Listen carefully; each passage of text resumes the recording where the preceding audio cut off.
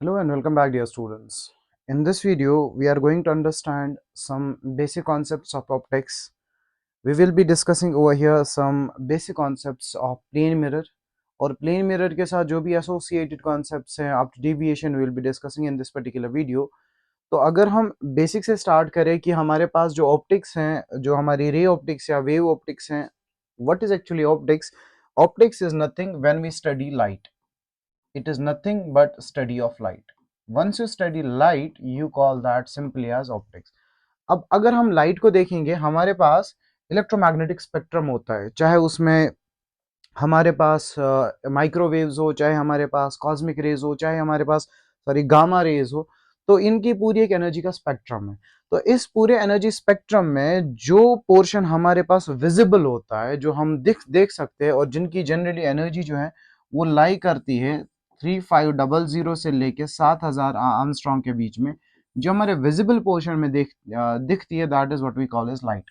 बाद में ये फॉर्म ऑफ एनर्जी है जिसे हम देखते हैं, that is secondary aspect. Firstly we just have to identify from energy spectrum जो विजिबल पोर्शन है हमारे लिए, उसको we call that as light. जब हम इसी लाइट को पढ़ते हैं, that is what we call as optics. अब ये ऑप्टिक्स दो तरीके की होती है, एक ज्योमेट्रिकल ऑप्टिक्स है, एक फिजिकल ऑप्टिक्स है, वेव ऑप्टिक्स है, क्वांटम ऑप्टिक्स है. ये क्या है ज्योमेट्रिकल ऑप्टिक्स को हम सेपरेटली डिस्कस करेंगे. देखिए लाइट में ना ड्यूअल नेचर है. कुछ फिनोमिनाज ऐसे लाइट शो करती है जो सिर्फ वेव दिखा सकती है, कुछ फिनोमिनाज ऐसे होते हैं जो पार्टिकल दिखा सकता है. कुछ फिनोमिनाज एसोसिएटेड होते हैं जहां पे हम लाइट का वेव नेचर भी देखते हैं, वेव नेचर भी और पार्टिकल नेचर भी. जैसे लाइट कुछ फिनोमिना शो करती है, जिन फिनोमिनाज जो जिसे हम प्रेडिक्ट करते हैं कि लाइट वेव नेचर की है, जैसे जिसको हम वेव ऑप्टिक्स कहते हैं, जहां पे हम लाइट को ट्रीट करते हैं as wave. Therein we don't consider light to be particle. हम इसका वेव नेचर स्टडी करते हैं और इसके साथ जो भी एसोसिएटेड कॉन्सेप्ट्स हैं उनको डिस्कस करते हैं. जैसे कुछ फिनोमिना है हमारे पास जिनको हम बोलते हैं, पहला फिनोमिना है polarisation. Let's take this. Polarisation है हमारे पास फिनोमिना है इंटरफेरेंस, हमारे पास फिनोमिना है डिफ्रैक्शन. ये कुछ ऐसे फिनोमिनाज है जो सिर्फ एक जो है वेव दिखा सकती है. जैसे इंटरफेरेंस है वो सिर्फ वेव दिखाती है, लेकिन लाइट इंटरफेरेंस भी दिखाता है. तो we can from this we can infer the that कि लाइट जो है ना उसके पास वेव नेचर है. लेकिन कुछ ऐसे फिनोमिनाज होते हैं जो सिर्फ पार्टिकल दिखाते हैं, बट लाइट वो नेचर भी दिखाते हैं. जैसे कुछ फिनोमिना, जैसे मैं एग्जाम्पल के तौर पे बता दूं, that is photo electric effect. और हमारे पास एक इफेक्ट आता है जिसको हम डियर स्टूडेंट्स क्या बोलते हैं, कॉम्पटन इफेक्ट. कॉम्पटन इफेक्ट कौन सा नेचर दिखाता है? That is actually the particle nature. अगर आप अभी देखेंगे जेई का पेपर, जेई में रिसेंटली 2025 में ये आया था कि कॉम्पटन इफेक्ट किस नेचर को दिखा देता है. तो ध्यान रखना है कि अगर आउट ऑफ दीज हमें कैटेगराइज करना हो कि polarization, interference, diffraction justify the wave nature of the light, whereas in quantum optics if there is Compton effect और photo electric effect, they justify the particle nature. तो ये तो separate हुआ. अगर हमें वेव नेचर को पढ़ना, wave optics, quantum optics पढ़नी है तो पार्टिकल नेचर. बट एक ऑप्टिक्स है what we call as the geometrical optics. यहाँ पे we will not be concern whether light हमारी वेव है या वेदर हमारी लाइट पार्टिकल है. We will only be concern with one phenomena कि दैट इज कि जो डायरेक्शन है एनर्जी प्रोपगेशन का, जो एनर्जी प्रोपगेट होगी वो एनर्जी कहाँ की तरफ प्रोपगेट होगी, we will be only concern with that. That is what we call as geometrical optics. Geometrical optics में we will study two phenomenas, that is reflection और नेक्स्ट फिनोमिना है that is what we call as the refraction. यहाँ पे हम reflection की बात करेंगे और रिफ्रैक्शन की बात करेंगे, क्योंकि हमारा यहाँ पे कोई कंसर्न नहीं होगा लाइट वेव है, लाइट पार्टिकल है. No, we will be concern कि प्रोपगेशन जो एनर्जी का है, इलेक्ट्रोमैग्नेटिक एनर्जी का, वो किधर की तरफ हो रहा है. That is why we call it geometrical. यहाँ पे हम सिंपल ज्योमेट्री के रूल्स लगाएंगे और लाइट के बिहेवियर को समझ लेंगे, लाइट जाएगी कहाँ पे. Now let's move to the ray optics जो हमें पढ़ना है. Why we call this as ray optics? Here in आपको पता है कि रे ऑप्टिक्स में we are concern only with the energy propagation. तो that's what we call as the ray optics. Now अगर हम इस एनर्जी स्पेक्ट्रम की बात करेंगे, तो मैंने अभी जैसे बोला कि जो पोर्शन हमें दिखता है that's actually the web gear visible spectrum का. और आपको पता होगा कि जो ही आप वायलेट से रेड की तरफ जाते हैं, what happens to wavelength, wavelength increase हो जाती है. ये पॉइंट हमें याद रखना है. वेब गियर में रेड की तरफ आप शिफ्ट हो जाते हो, जितना रेड की तरफ वेवलेंथ बढ़ेगी. और रेलेज लॉ के हिसाब से अगर हम रेलेज स्कैटरिंग पैरामीटर चेक करें, रेलेज स्कैटरिंग के हिसाब से ये हमारे लिए इंपॉर्टेंट क्यों है? क्योंकि उन्होंने कहा था कि जो स्कैटरिंग है, किसी भी कलर का scattering is inversely proportional to lambda to the power 4। और मैंने 12वीं क्लास में आप लोग बच्चों को बताया कि in physics when we talk about colour actually we talk about the wavelength. Scattering inversely proportional है वेवलेंथ टू द पावर 4। कहने का मतलब है कि रेड का कलर जो है सबसे रेड का वेवलेंथ जो है सबसे ज्यादा है, तो इसकी स्कैटरिंग लीस्ट होगी। तो इसके बेसिस पे ये हमें एक पैरामीटर याद रखना है। और हमें ये चीज भी याद रखनी है, जो आई है ना, human eye, that is more sensitive to yellow colour. Sensitiveness जो है वो दैट इज मतलब जिसमें सपोज मैंने ना यहाँ पे दो लाइंस खींची, एक येलो कलर है, let's imagine this is yellow, ये वाइट है और ये ग्रीन है। तो जो मोर सेंसिटिव जहां पे ह्यूमन आई डिस्टिंग करती है, क्लियर देखती है, that is actually yellow colour. That's why we call human eye is more what we call as sensitive to yellow colour. इसी तरीके से जब आप मीन डिविएशन पढ़ते हैं, जब आगे आप प्रिज्म में पढ़ेंगे, उधर भी हम mean deviation with respect to yellow colour ही लिखेंगे, क्योंकि येलो कलर के is the most human eye is more sensitive to this particular colour. Now moving to the next point, that is the reflection. देखिए अब start होता है actually core concept. पहले हम अगर जब भी हमें रिफ्लेक्शन समझना हो ना, तो इंपॉर्टेंट पैरामीटर आपको याद रखना है, that is this, the medium is same. Why I am focusing on this, जिस मीडियम से भी लाइट आएगी उसी मीडियम में वापस जाएगी। Medium here in the entire reflection will not change. अगर मीडियम चेंज होता है तो लाइट में बहुत सारी चीजें चेंज हो जाती है। अब समझना है यहाँ पे कि मान लेते ये वाली रे किसी मिरर पे पड़ती है, let's say this is the mirror, और मिरर आपको पता होगा कि गिलास ही होता है। जब उसकी एक साइड पॉलिशिंग करते हैं, आजकल फॉर्मल्डिहाइड की पॉलिशिंग जनरली प्रेफर करते हैं हम, जो ही हमने सिल्वर कोटिंग करी, इसकी सिल्वर कोटिंग करने के बाद ये वाला साइड क्या होगा, ओपेक। तो उसकी वजह से जब लाइट आएगी तो ये लाइट को करता है डियर स्टूडेंट्स रिफ्लेक्ट। ये तो पता ही होगा। जो भी एंगल इस नॉर्मल जो हमने खींचा, अभी मैं नॉर्मल कॉन्सेप्ट डिटेल में भी डिस्कस करूंगा, जो भी एंगल ये इंसिडेंट रे नॉर्मल के साथ बनाती है उसको बोलते हैं एंगल ऑफ इंसिडेंस। जो इधर बनाता है उसको बोलते हैं हम dear students angle of reflection.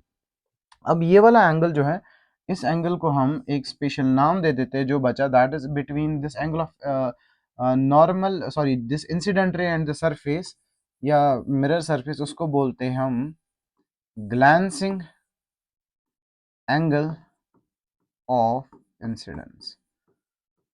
ठीक है। और सिमिलरली अगर इस एंगल को देखेंगे, that is nothing but glancing angle of reflection. और let me call this as alpha, let me call this as beta। याद रखना है in case of reflection, only in case of reflection, in reflection alpha equals to beta, alpha equals to beta। ये glancing angle किस किस के बीच में, incident ray के बीच में और मिरर सरफेस के बीच में। इंसिडेंट एंगल ऑफ इंसिडेंस किसके बीच में, इंसिडेंट रे और नॉर्मल के बीच में। अब मैंने यहाँ पे लिखा है नॉर्मल का कॉन्सेप्ट। पहले नॉर्मल के कॉन्सेप्ट को थोड़ा सा समझते हैं। मान लेते हैं मेरे पास एक प्लेन मिरर है। अच्छा, इसको मैं ऐसे क्यों बनाता हूँ प्लेन मिरर को, इसको ऐसे क्यों नहीं बनाते। पहली चीज याद रखना है dear students, this is the very important concept, important है ये वाला पॉइंट। वो क्या है, जो भी आप मिरर कंसिडर करेंगे, मिरर उसकी थिकनेस जो है ना वो नेग्लेजिबल होगी। उसके मिरर की जो थिकनेस है वो नेग्लेजिबल थिकनेस का होगा। रीजन याद रखना है। मान लेते ये मिरर है, हमने ऐसा मान लिया, एक साइड पॉलिश कर दिया, यहां से रे आई, ये तो गिलास है ट्रांसपेरेंट, उसके बाद इसकी पॉलिशिंग हुई है, तो यहाँ पे क्या होगा, इसका नॉर्मल होगा। तो यहाँ पे क्या होगा, पहले रिफ्रैक्शन होगा फिर रिफ्लेक्शन होगा। और मिरर में रिफ्रैक्शन नहीं होता, मिरर में रिफ्लेक्शन होता है। तो अगर मैंने इसकी मान लेते हैं कुछ स्लाइट थिकनेस माननी होती, तो पहले यहाँ पे रिफ्रैक्शन होता, ये वाला पार्ट रिफ्रैक्शन का होता है, ये वाला पार्ट रिफ्लेक्शन का होता है, लेकिन हमें पढ़ना रिफ्लेक्शन है। तो इसीलिए अगर हमें रिफ्लेक्शन पढ़ना है तो रिफ्लेक्शन को समझने के लिए we are suppose to consider this mirror. और इस मिरर की जो थिकनेस है ना, वो थिकनेस हमें नेग्लेजिबल कंसिडर करनी, सो दैट कि जब भी इस पे लाइट इंसिडेंट हो सिर्फ रिफ्लेक्शन हो, कोई रिफ्रैक्शन ना हो।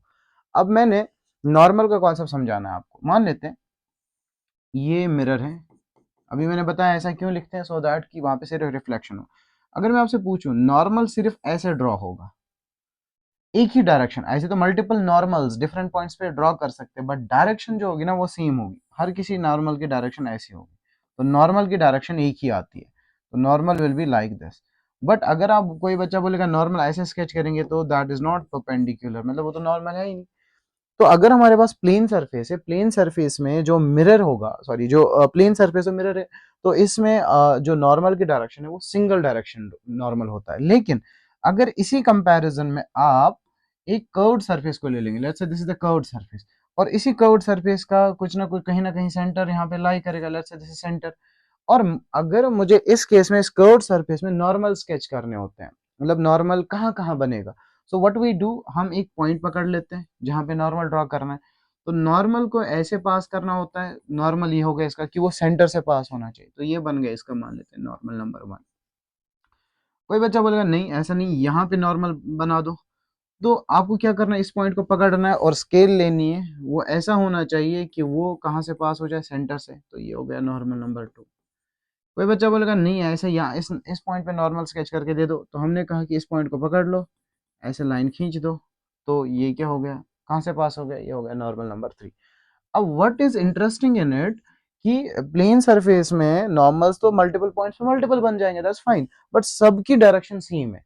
बट इस केस में क्या होगा, अगर आप कर्व सरफेस पे देखेंगे कि नॉर्मल्स तो मल्टीपल पॉइंट्स पे मल्टीपल बन रहे हैं, बट सब नॉर्मल्स की डायरेक्शन ये अलग अलग, इस नॉर्मल की डायरेक्शन ये है, इस नॉर्मल की डायरेक्शन ये है, और इस नॉर्मल की डायरेक्शन ये है। तो मैं ये कह सकता हूँ कर्व सरफेस में we get multiple directions of normal, इसलिए हमें नॉर्मल को समझना जरूरी है। Normal is actually the imaginary line that we are drawing. तो इसी नॉर्मल के साथ जो इंसिडेंट रे बनाती है angle, that's actually angle of incidence, और यही जो इंसिडेंट रे सरफेस के साथ बनाती है, that is what we call as glancing angle of incidence, accordingly glancing angle of reflection, and whatsoever it is. Now इस कॉन्सेप्ट को ही हम समझते हैं आगे कि जो हमें प्रॉपर्टीज ऑफ रिफ्लेक्शन पढ़ना है। देखिए dear students, properties of reflection में क्या है, मान लेते हैं हमारे पास ये एक मिरर है, let's imagine this is a mirror, और ये हमने इसके ऊपर एक नॉर्मल डाला। We know the direction of normal will be single, it will be single direction, अभी हमने डिस्कस किया। यहाँ पे एक इंसिडेंट रे आई और ये रिफ्लेक्ट हुई, डायरेक्शन असाइन करना होगा, तो इंसिडेंट रे ये रिफ्लेक्टेड रे। अब प्रॉपर्टी क्या है, पहले जो इंसिडेंट रे है जितनी इसकी स्पीड होगी, मैं कहूंगा जितनी स्पीड ऑफ इंसिडेंट रे होगी, रिफ्लेक्टेड रे की भी स्पीड सेम होगी, स्पीड ऑफ रिफ्लेक्टेड रे is same. But what is different, मैं ये कह सकता हूं कि जो वेलोसिटी है किसकी, इंसिडेंट रे की, velocity of incident ray that is not equal to velocity of reflected ray. दोनों की वेलोसिटी सेम नहीं है। आप सोच रहे हैं क्यों, देखिए आपने वेक्टर्स में ये चीज जानते हो, मान लेते हैं ये 40 मीटर पर सेकंड है और ये 40 मीटर पर सेकंड है, दोनों का मैग्नीट्यूड तो सेम है बट दोनों की डायरेक्शन सेम है, तो मैं ये नहीं कहूंगा कि velocity 1 is equal to velocity 2, no, दोनों वेक्टर, वेलोसिटी वेक्टर क्वांटिटी है, तो for vectors to be same और सेम क्वांटिटी हो तो डायरेक्शन भी सेम, यहाँ पे डायरेक्शन तो है नहीं, इसकी डायरेक्शन ये है, इसकी डायरेक्शन ये है, तो स्पीड तो सेम है। स्पीड सेम होने का मतलब क्या है, समझ लीजिएगा, सपोज ये एक मिरर है, यहाँ से रे आई यहाँ पे, और दूसरा मिरर है मान लेते हैं, और ये इधर रे चली गई, लेट्स से दिस इज रे number 1, after reflection this is रे नंबर 2 एंड दिस इज रे नंबर 3। अगर मैं आपसे पूछूं इन तीनों में से सबसे ज्यादा स्पीड किसकी होगी, सबकी स्पीड सेम है। If I will ask arrange them in increasing order decreasing order, तो speed of 1 equal to speed of 2 equal to speed of 3, change speed नहीं होगी। What is different, that is velocity, magnitude पे कोई फर्क नहीं पड़ेगा, direction ही sir सिर्फ बदल सकती है। दूसरा पॉइंट क्या है, दैट इज इंपॉर्टेंट, आप ये एक चीज ऑब्जर्व कर रहे होंगे कि मान लेते हैं जो ये रे आई, जब ये रे इस मटेरियल, मान लेते हैं ये कोई सरफेस है, इस पे इंसिडेंट रे हुई, तो what does this surface do, तीन चार चीज फिनोमिनास होते हैं लाइट के साथ, जब भी लाइट किसी मीडियम पे पड़ती है, किसी भी सरफेस पे पड़ती है, या तो वो लाइट रिफ्लेक्ट हो जाएगी, कुछ पोर्शन उसका एब्जॉर्ब होता है, कुछ पोर्शन उसका ट्रांसमिट होता है। हमने तो यहाँ पे नेग्लिजिबल थिकनेस की माने हम कहेंगे रिफ्लेक्ट, लेकिन मटेरियल में एक प्रॉपर्टी होती है कि ये मटेरियल जो होता है ना वो एब्जॉर्ब कर लेता है। चल चाहे वो मिरर के केस में देखेंगे, ये मिरर है, ये आपने अब चीज ऑब्जर्व करी होगी, मान लेते हैं इन बहुत एक दो मिरर्स हैं, इनके बीच में कोई ऑब्जेक्ट है, इसकी एक इमेज बनेगी, इधर इमेज बनेगी, इधर इमेज, मल्टीपल इमेज बनेंगे। जो पहली इमेज है और जो लास्ट वाली इमेज है, इनके बीच में, लास्ट मतलब इन्फिनिटी, दूसरी या तीसरी इमेज, इनके बीच में आप देखेंगे जो जितनी चमक पहली इमेज में होगी उतनी चमक दूसरी इमेज में नहीं होगी। रीजन क्या है कि जब मिरर पे लाइट पड़ती है ना, मिरर में एक फिनोमिना या एक प्रॉपर्टी यह समझ लीजिए कि ये एब्जॉर्ब कर लेता है। तो जब ये यहाँ से रे आई, कुछ ना कुछ इंटेंसिटी होगी, intensity is nothing but actually we call as power per unit area, आप ऐसा समझ लीजिए चमक, लक्स में जिसको मेजर करते हैं, कंडेला में लिमिनस इंटेंसिटी को। जब ये रे यहाँ पे आई तो इस मिरर ने कर लिया, मान लेते हैं एब्जॉर्ब, मान लेते हैं यहाँ से आए 10 लक्स और इसने कर लिया 2 एब्जॉर्ब, 2 लक्स एब्जॉर्ब किए, तो यहाँ पे कितने चले जाएंगे 8। Same is the case here, मान लेते हैं यहाँ पे आ गए 8 लक्स और इसने एक एब्जॉर्ब कर लिया तो यहाँ पे कितने पहुंच जाएंगे 7। इसने एक और एब्जॉर्ब कर लिया तो इधर कितने पहुंचे 6। व्हाट यू आर ऑब्जर्विंग, जो इंटेंसिटी है ना वो डिक्रीज होती जा रही है बिकॉज इट इज एब्जॉर्बिंग। तो मैं कह सकता हूं जब लाइट किसी मटेरियल पे पड़ती है तो व्हाट हैपन्स, स्पीड तो सेम रहती है बट इंटेंसिटी डिक्रीजेस। और आपने ये पढ़ा होगा वेव्स में intensity is directly proportional to square of amplitude for transverse waves. तो इंटेंसिटी घटेगी, एक्चुअली एम्पलीट्यूड घटेगा, एम्पलीट्यूड घटेगा, actually what happens that is the energy which decreases. तो यहाँ पे इलेक्ट्रोमैग्नेटिक वेव की एनर्जी भी डिक्रीज हो जाएगी। तो आपने क्या चीज समझ ली, प्रॉपर्टीज ऑफ रिफ्लेक्शन में intensity same, sorry speed same रहेगी बट वेलोसिटी डिफरेंट होगी। इंटेंसिटी डिफरेंट हो जाएगी, इंटेंसिटी डिक्रीज हो जाएगी क्योंकि वहां पे जो मटेरियल होता है ना, ये क्या करता है dear students, it actually absorbs. जो ही एब्जॉर्ब कर लिया तो अकॉर्डिंगली एम्पलीट्यूड डिक्रीज होगा, amplitude is actually the measure of energy, तो एनर्जी भी डिक्रीज हो जाती है। अब now that is the types of reflection. देखिए बड़ा सिंपल है, जब भी हमें रिफ्लेक्शन को समझना हो हमें एक चीज याद रखनी है, that is the normal. Normal का कॉन्सेप्ट इसलिए इंपॉर्टेंट है, आप समझना, आपको ये नॉर्मल है, यहाँ पे रे है, फर्स्ट रे और ये दूसरी रे है। मैं दोनों का एंगल डिफरेंट कलर से बना लेते हैं। मान लेते हैं इसका एंगल I1 है, इसका एंगल I2 है। क्वाइट ऑब्वियसली जो रे नॉर्मल के पास है इसका एंगल ऑफ इंसिडेंस कम है, जो रे नॉर्मल से दूर है उसका एंगल ऑफ इंसिडेंस ज्यादा है। तो अगर मैं इस रे को शिफ्ट करता जा रहा हूं नॉर्मल की तरफ, तो आप देख रहे होंगे एंगल ऑफ इंसिडेंस घटता जा रहा है। तो नॉर्मल इंसिडेंस का मतलब होता है कोई भी ऐसा इंसिडेंट जिसमें एंगल ऑफ इंसिडेंस 0 हो, तो bye reflection law angle of incidence angle of reflection बराबर होता है, आर हैज टू बी 0। तो किस केस में एंगल आई और एंगल आर 0 होगा, मान लेते हैं यहां से रे आई और ये बिल्कुल इसके पैरेलल है, एंगल आई 0 होगा और एंगल आर भी इस केस में 0 होगा। तो इस केस को डियर स्टूडेंट्स हम नॉर्मल इंसिडेंस के नाम से जानते हैं। तो नॉर्मल इंसिडेंस का मतलब होता है जब एंगल आई भी 0 और एंगल आर भी 0। अब एक है हमारे पास, that is what we call is the grazing incidence. देखिए ग्रेजिंग इंसिडेंस का मतलब होता है जब एंगल आई 90 डिग्री हो तो एंगल आर भी 90 डिग्री होना चाहिए। अब ये कैसा पॉसिबल है, कब पॉसिबल है, देखिए मान लेते हैं मैंने एक कर्व सरफेस ड्रॉ किया और इस कर्व सरफेस पे मुझे नॉर्मल ड्रॉ करना है। नॉर्मल कहां से पास होना चाहिए, it should pass through the centre. तो ये होगा इसका नॉर्मल। तो अब इस नॉर्मल के साथ मुझे एंगल आई कितना बनाना है, 90। अगर मैं ऐसा बनाऊं, ऐसा पॉसिबल है नहीं, ये तो 90 होगा नहीं। तो एक केस है दैट इज दिस वन, मान लेते हैं ये वाला। तो यहाँ पे एंगल आई कितना बना 90। अब यहाँ पे एंगल आर को भी 90 होना है, तो इसका मतलब जो रिफ्लेक्ट लाइट हो जाएगी वो ऐसी चली जाएगी। तो यहाँ पे आर भी कितना होना चाहिए 90। तो इसमें हुआ क्या रिफ्लेक्शन में, तो लाइट में ऐसा कह सकता हूं ग्रेजिंग इंसिडेंस में light goes along the straight path. यहां मैं नॉर्मल इंसिडेंस में क्या लिखता हूं, लाइट जो है ये वो इंसिडेंस होता है जिसमें लाइट अपने पाथ को रिट्रेस करती है, रिट्रेसेस इट्स पाथ, वापस अपने रास्ते पे चली जाती है। और ग्रेजिंग इंसिडेंस में क्या होता है, लाइट जो है ना वो स्ट्रेट चली जाती है, light goes along the straight line, light goes along the straight line. तो ये होता है ग्रेजिंग इंसिडेंस, एंगल आई और एंगल आर बराबर होना चाहिए, वो तो नॉर्मल रिफ्लेक्शन।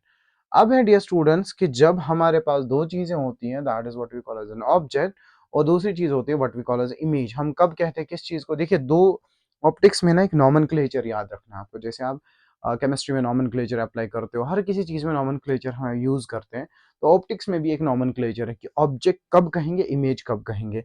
और उसके बाद हमें ये समझना है कि ऑब्जेक्ट रियल कब होगा, इमेज रियल कब होगा।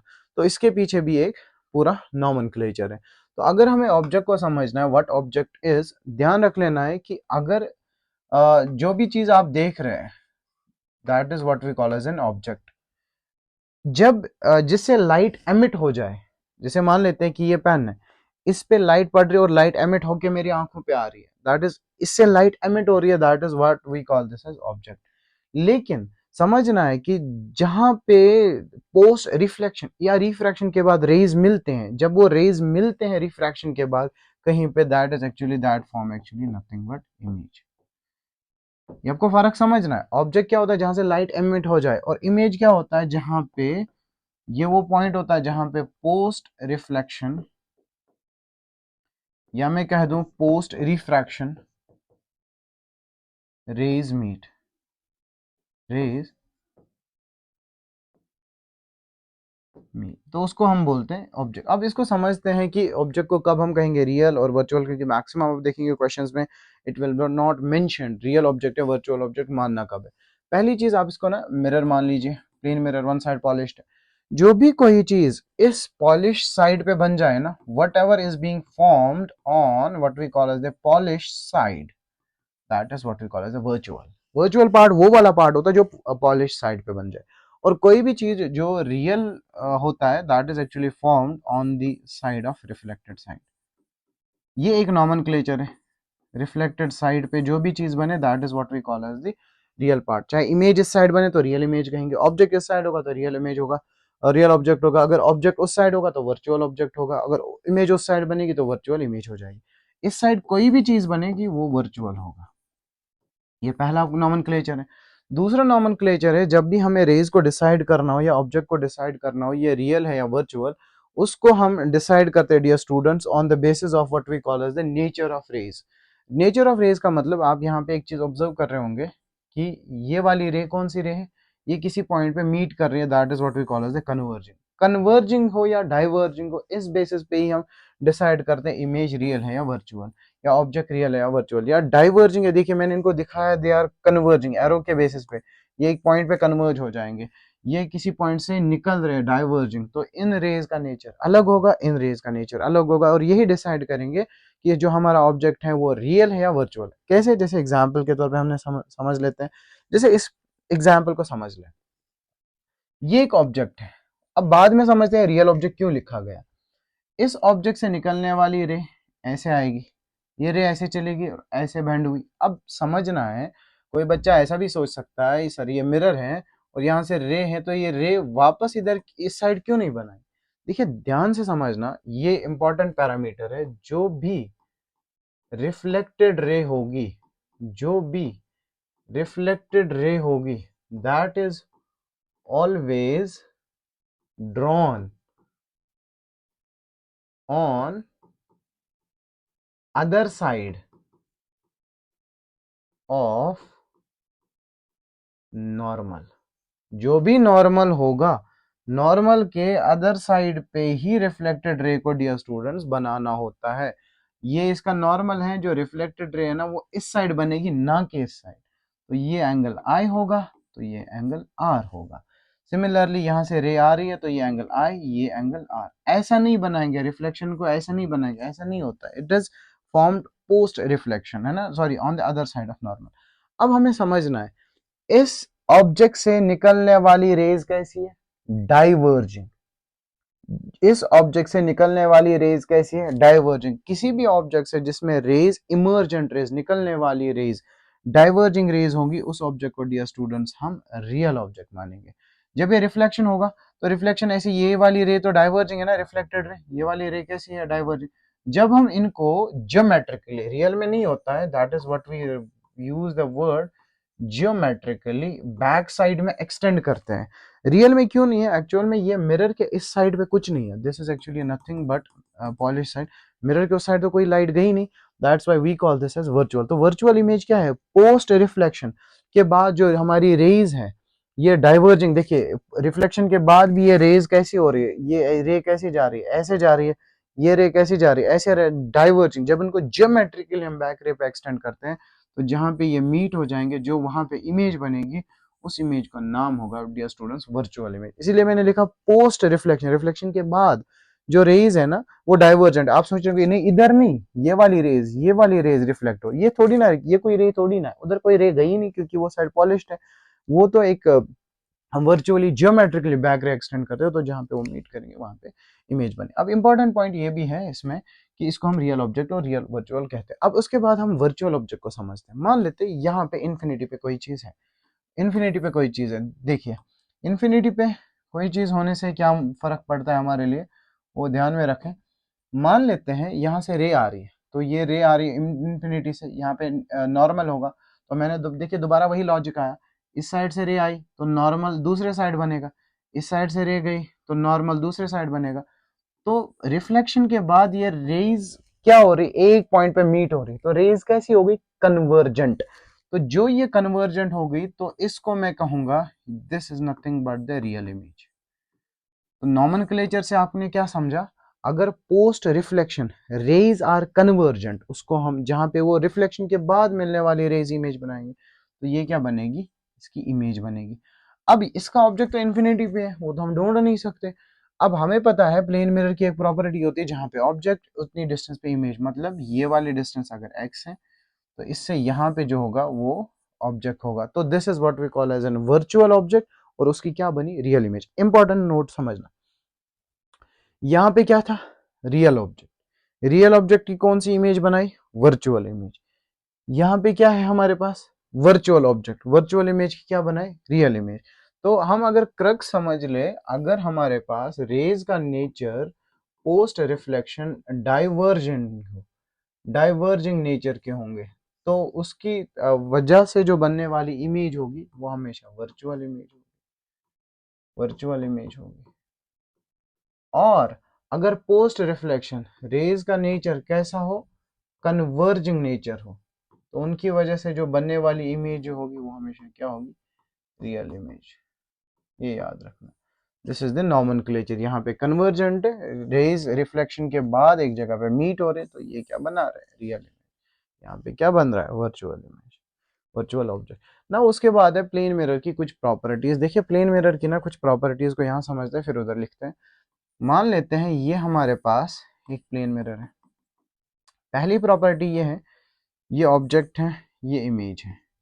जितनी डिस्टेंस ऑब्जेक्ट की मिरर से होगी उतनी ही डिस्टेंस इमेज की भी होगी। तो मैं ये कह सकता हूँ, पहला पॉइंट ऐसा लिख सकते हैं हम, distance of object is equal to distance of image, पहला पॉइंट। और दूसरा पॉइंट क्या है हमारे लिए, वो ये है कि जिस स्पीड से ऑब्जेक्ट जाएगा, स्पीड की बात कर रहा हूं मैं, उसी स्पीड से मिरर की तरफ इमेज आएगी। आप ये ऑब्जर्व कर लेंगे, लेट्स से ये मिरर थोड़ा सा दिख रहा होगा आपको, मैं ऑब्जेक्ट को मिरर की तरफ ला रहा हूं तो इमेज भी इधर ही आ रही है, मेरी तरफ ही आ रही है। तो जिस स्पीड से ऑब्जेक्ट जा रहा है उसी स्पीड से इमेज भी जा रही है। तो मैं कह सकता हूँ नेक्स्ट, जो स्पीड ऑफ ऑब्जेक्ट है प्लेन मिरर में, that is equal to speed of image. But ये याद रखना है dear students, this is valid only in what we call as the horizontal direction, only along the principal axis, only for horizontal direction, ऐसा समझ लेते हैं। Next एक important point याद रखेंगे, लेट्स से ये मिरर है, अगर मैं मिरर के वर्टिकली ले जाता हूँ, अच्छा पहले इसको हॉरिजॉन्टल को समझ लें, मैं ऐसे ले जा रहा हूँ तो इमेज भी मिरर की तरफ आ रही है, देखिए मिरर की तरफ आ रही है। तो स्पीड तो सेम है, जिस मैग्नीट्यूड से आएगी इमेज भी उसी मैग्नीट्यूड से आएगी, बट डिफरेंट क्या है, जो वेलोसिटी है ना, वेलोसिटी अपोजिट है। तो मैं कह सकता हूँ velocity of object is equal to minus times velocity of image. क्यों बोला, ऑब्जेक्ट मिरर की तरफ जा रहा है, लेट्स से ये वाली डायरेक्शन पॉजिटिव है, उधर से आने वाले को माइनस मानेंगे क्योंकि ये वेक्टर है। तो मैं कहूंगा velocity of object is equal to minus times velocity of image, because ये वेक्टर क्वांटिटी है, this not actually the scalar. अब अगर हम वर्टिकल डायरेक्शन की बात कर ले, लेट्स से ये वर्टिकल डायरेक्शन में मैं ऑब्जेक्ट को ले जा रहा हूँ, जिस डायरेक्शन में ऑब्जेक्ट जा रहा है इमेज भी उसी डायरेक्शन में जा रहा है। तो मैं कह सकता हूँ velocity of object is equal to velocity of image in vertical direction, in vertical direction. और एक पॉइंट और देखेंगे आप कि इसमें जितना साइज ऑफ ऑब्जेक्ट है, size of object, size of object, इसमें याद रखना है आपको, that is equal to size of image. ये कोई साइज को बड़ा नहीं करता है, I may say because of which we can say the magnification is 1। जितना साइज ऑफ ऑब्जेक्ट है उतना साइज ऑफ इमेज भी है। और एक चीज ये मैं बोल सकता हूँ जो हमने अभी देखा, रियल इमेज की वर्चुअल इमेज बना देता है, वर्चुअल इमेज की सॉरी रियल ऑब्जेक्ट की वर्चुअल बनाता है, वर्चुअल ऑब्जेक्ट की रियल इमेज बनाता है, that is actually its property of plane mirror. और हम साइज को देखेंगे, स्पीड को देखेंगे, तो या मैं इस चीज से ना एक पॉइंट्स यहाँ पे लिख लेता हूँ, साइज भी सेम है, वो मैग्निफिकेशन ट्रांसवर्स मैग्निफिकेशन की बात कर रहा हूँ मैं, मैग्निफिकेशन इसका 1 होगा, पॉजिटिव 1 ही होगा। नाउ ये तो बेसिक सा था। नाउ उसके बाद एक छोटा सा न्यूमेरिकल है कि लाइट इंसिडेंट रे, एक लाइट इंसिडेंट है, फिर ये पैरेलल हो गई मिरर M1 के, और उसके बाद ये कह रहा है find the value of angle of incidence. देखिए बड़ा ही सिंपल है, यहाँ पे एक लॉजिक भी लगा सकते हो आप, सिंपल ज्योमेट्री भी लगा सकते हो, that's why we call it as geometrical optics. यहाँ से रे आ रही है, फाइन, तो जब ये रे इस पे आई तो इफ दिस इज एंगल 70, इसको समझते हैं, मान लेते हैं ये एंगल 70 है, ये एंगल 70 है, तो ये वाला एंगल भी 70 होगा, ये वाला एंगल ये भी 70, तो ये कितना होगा, अगर ये 70, ये 70, तो ये कितना होगा 40, अगर ये 40 तो ये 50 होगा, क्योंकि ये पूरा 90 है, तो एंगल आई डायरेक्टली हमारा 90 आया, क्योंकि आर अगर 90 आ रहा है तो सॉरी 50, एंगल आई 50 आ रहा है तो एंगल आर भी 50 आएगा। तो ये तो बड़ा ही सिंपल सवाल था, और ऐसा एक क्वेश्चन आया भी है, अगर मैं आपसे पूछूं ये 40 क्या है, this is actually glancing angle of reflection, क्योंकि ये रिफ्लेक्शन के बाद what is this is nothing, glancing angle of incidence. तो आपको क्वाइट ऑब्वियसली ये 40 वो 40 ये 50 ये 50, क्योंकि दैट इज रिफ्लेक्शन में ग्लैंसिंग एंगल ऑफ इंसिडेंस बराबर होता है। Now this is the concept, that's what we call as the deviation. Deviation में क्या समझना है आपको, कि देखिए बड़ा ही सिंपल है, लॉजिक समझना है इसको। मान लेते हैं ये रे आई है ऐसे, इंसिडेंट रे, ये वाली रे में यहाँ पे बना रहा हूँ, अगर ये हमारे पास ये जो मिरर है यहाँ पे, ये मिरर ना होता, व्हाट वुड हैव हैपेंड, ये लाइट सीधे चली जाती है ऐसे, तो ये लाइट ऐसे सीधे चली जाती, लेकिन हुआ क्या, यहाँ पे मैंने मिरर रखा, तो मिरर की वजह से ये लाइट इतनी डिविएट हुई। अगर ये मिरर ना होता तो ये रे कैसे चली जाती स्ट्रेट, आप देखिए जब मैं ऐसे इसको बना देते हैं, लेट्स इमेजिन ये रे ऐसे जा रही है और ये ऐसे जा रही है रे, ये मिरर रखने के बाद, अगर मिरर नहीं था तो रे कैसे गई, ऐसे, मिरर इंसर्ट करने के बाद ये रे कहाँ पे चलेगी, इधर, तो मिरर ना होने की वजह से ये राइट सीधे जाती, लेकिन ये कितना बेंड हुई, इतना, तो ओरिजिनल पाथ से ये इतना बेंड हुई, तो this is what we call as the deviation. तो ये आपको याद रखना है, यही इसकी डेविएशन की वैल्यू है। ये वाली वैल्यू जो आपको दिख रही है ना, ये वाली वैल्यू, ये डेविएशन है, लेकिन आप इंपॉर्टेंट ये याद रखेंगे, डेविएशन जब भी आप मेजर करेंगे या जब भी डेविएशन को समझेंगे, आप हमेशा किस चीज को चेक करेंगे, डायरेक्शन ऑफ, आप किस चीज को चेक करेंगे, direction of incident light, incident light की डायरेक्शन को देखेंगे। अब इसको ना समझते हैं डियर स्टूडेंट्स कॉन्सेप्ट। अब आप देखना, ये पूरा वाला एंगल कितना होगा, ये वाला एंगल कितना होगा, पूरा 180, ये पूरा एंगल कितना होगा 180, तो ये अगर ये एंगल पूरा 180 है, तो क्या मैं ऐसा लिख सकता हूँ, ये वाला एंगल आई, ऐसा बनाते हैं, ये नॉर्मल, ये डेल्टा, ये आर, ये आई, क्या मैं ऐसा लिख सकता हूँ, delta plus i plus r equals to 180 degree, ये पूरा तो किसके बराबर है 180 डिग्री, लेकिन आई इक्वल्स टू आर, तो मैं लिख सकता हूँ delta plus i 2i equals to 180 degree, तो मैं डायरेक्टली लिख सकता हूँ delta equals to 180 minus 2i। तो जब हम सिंगल मिरर की बात करें, सिंगल मिरर में जब हम जो जैसे वैसे लिखा भी है यहाँ पे, सिंगल मिरर के केस में जब भी आपको डेविएशन लिखना हो, डेविएशन ध्यान रखना है आपको डियर स्टूडेंट्स, वो कितना होता है 180 minus 2i, angle of incidence I होगा। जैसे मैं एग्जांपल के तौर पे दे दूं, ये मिरर है, ये नॉर्मल है, और ये वाला एंगल दिया है मान लेते 50 डिग्री। अब मैं आपसे पूछूं ये डेविएशन कितनी प्रोड्यूस करेगा, अगर मिरर ना होता तो ये ऐसे चली जाती, तो ये रे ऐसे, ये भी 50, तो आप सिंगल मिरर के केस में लिखेंगे directly that is 180 minus 2 multiplied by 50, ठीक है, तो ये कितना आएगा 180 माइनस 100, तो इसका मतलब ये वाला एंगल जो होगा ना वो 80 डिग्री होगा, ये वाला ये 80 डिग्री होगा, ये वाला आपको पता है ये कितना होगा, ये हमारा 40 होगा, तो ये भी 40 एक्चुअल में ये वाला एंगल अगर आपसे पूछे जाएंगे ये भी 40 होगा। तो आप इससे सिंपल लॉजिक लगा सकते हैं, जब we have to calculate the deviation due to single mirror we can do it this way. और नीट ने सवाल ऐसे पूछे हैं। मान लेते हैं हमारे पास अब दो मिरर्स हैं, तो दो मिरर के केस में हमें डिविएशन कैसे निकालना है, इस लॉजिक को समझते हैं। देखिए ये हमारे पास एक मिरर है और ये हमारे पास दूसरा मिरर है। यहां से रे आई, यहाँ इसने एंगल बनाया, इसको बोलते हैं एंगल ऑफ इंसिडेंस अल्फा। ये रिफ्लेक्ट हो के चली गई। अब इस पे नॉर्मल ऐसे ड्रॉ होगा, क्योंकि आपको पता है नॉर्मल कैसे ड्रॉ करते हैं। अब रिफ्लेक्टेड रे जो होगी, ये वाली रे जो यहाँ से जो पहले मिरर से रिफ्लेक्ट हुई, ये दूसरे मिरर के लिए इंसिडेंट रे हो जाएगी। तो ये नॉर्मल इस साइड बनाया जाएगा, ये भी अल्फा होगा, ये भी अल्फा होगा। मान लेते हैं ये दो मिरर्स किस एंगल पे, थीटा एंगल पे। तो ये अल्फा, तो ये वाला मान लेते हैं बीटा, तो ये भी बीटा, क्योंकि बाय लॉ ऑफ रिफ्लेक्शन। अब आपको समझना है, अगर मैं सिर्फ एक मिरर को देखूं, अगर ये मिरर ना होता तो ये रे जो है ना ये बिल्कुल ऐसे चली जाती, लेकिन इधर मिरर आया तो इस मिरर ने इस रे को कितना डिविएट किया, इतना डिविएट किया। कैसे डिविएट, ऐसे थी तो लाइट को ऐसे भेज दिया, तो मतलब इस रे को ना क्लॉकवाइज घुमाया। आप देखेंगे ये रे ऐसे जानी थी, लेकिन इसने उसको ऐसे बेंड किया, तो ये फर्स्ट रे को, ये वाला जो डिविएशन है इसको हम क्लॉकवाइज मानेंगे, एक मिरर मान लेते हैं। ये एक ही मिरर है, तो इसका डेल्टा वन किसके बराबर होगा, दैट इज 180 माइनस इसका एंगल ऑफ इंसिडेंस को कितना माना हमने, 2 अल्फा। 2 आई ले लेते थे हमने अल्फा माना। अब समझना, ये रे ऐसे जा रही है, ये रे बिल्कुल ऐसे जाती, it would have gone this way, but यहाँ पे मिरर आया, तो मिरर ने इसको कहाँ डिविएट किया, इधर भेजा। तो डिविएशन कितना है, ये वाला। तो इस डिविएशन को क्या मैं बोलूंगा, डेल्टा टू। आप समझना, ये ऐसे जा रहा थी ऐसे रे, इसने इसको ऐसे डिविएट किया, तो ये भी क्लॉकवाइज। तो इस टाइम पे एंगल ऑफ इंसिडेंस कितना है, बीटा लिखा हुआ है, तो मैं लिख सकता हूँ delta two equals to 180 minus 2 beta.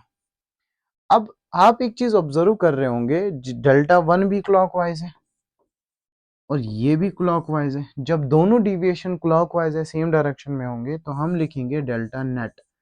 Delta net किसके बराबर होगा, delta one plus delta two.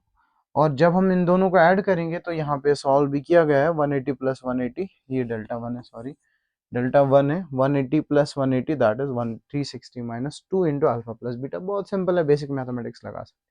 अब इंपॉर्टेंट है, अगर कभी भी दो मिरर्स हैं और मिरर्स के बीच में एंगल दिया गया है, तो उस टाइम पे आप डायरेक्टली ये फॉर्मूला लगाएंगे in terms of angle between